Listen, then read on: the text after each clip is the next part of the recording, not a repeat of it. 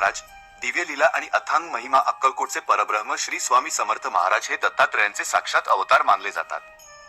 त्यांच्या वास्तव्याने अक्कलकोटची भूमी केवळ पावनच झाली नाही, तर ती हजारो भक्तांच्या श्रद्धेचे केंद्र बनली. स्वामींच्या आयुष्यातील प्रत्येक घटना ही केवळ एक चमत्कार नव्हती, तर ती भक्तांना अहंकारमुक्त करण्यासाठी आणि सत्याची वाट दाखवण्यासाठी दिलेली प्रचिती होती. स्वामींच्या अगाध लीलेचा विचार केला तर सर्वात आधी आठवते ती म्हणजे मृत्यूवर विजय मिळवण्याची शक्ती. त्या निष्ठावान भक्ताचा अंतकाळ जवळ आला होता. वैद्यांनी आशा सोडली होती आणि यमदूत दाराशी उभे आहेत असा भास होत होता. अशा वेळी स्वामी तिथे उपस्थित राहून आपल्या दिव्य शक्तीने काळालाही थोपवून धरले.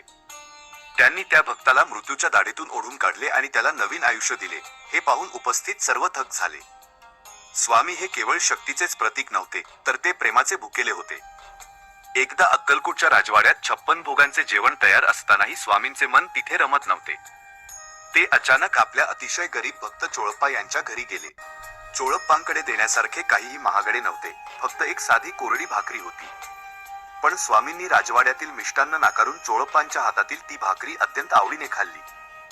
यातून त्यांनी जगाला हाच संदेश दिला की ईश्वर सोन्या, चांदीत किंवा वैभवात नसून तो भक्ताच्या शुद्ध आणि निस्वार्थ प्रेमात वास करतो. स्वामींचे "भिवू नकोस, मी तुझ्या पाठीशी आहे" हे अभयवचन केवळ ते लाखो भक्तांचा आधारस्तंभ आहे. एकदा एका जहाजावर प्रवास करणाऱ्या भक्ताचे जहाज समुद्रात भीषण वादळात अडकले होते. मृत्यू समोर दिसत असताना त्या भक्ताने डोळे मिटून अत्यंत व्याकुळतेने स्वामींचा धावा केला. तेव्हा प्रत्यक्ष लाटांमधून आडवे हात बाहेर आला आणि त्याने हेलकावे खाणाऱ्या जहाजाला सावरून सुखरूप किनाऱ्याला लावले. स्वामींचे अस्तित्व हे केवळ अक्कलकोटपुरते मर्यादित नव्हते, तर ते चराचरात व्यापलेले आहे हेच यातून सिद्ध झाले.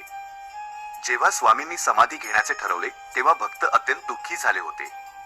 सर्वांना वाटले की आता आपला आधार गेला.